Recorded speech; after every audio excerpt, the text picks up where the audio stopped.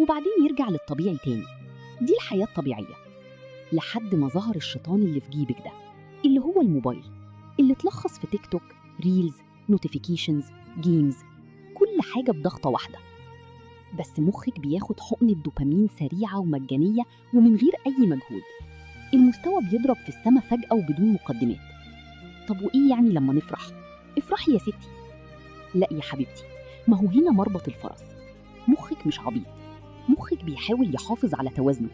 لما بيلاقيكي غرقتيه في الدوبامين عمال على بطال، بيعمل حركة دفاعية، بيقلل المستقبلات، يعني بالبلدي بيقفل الحنفيات عشان ما يتحرقش.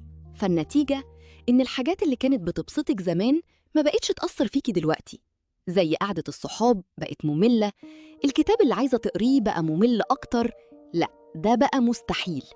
فيلم ساعتين، لسه هتفرج، هاتي الملخص.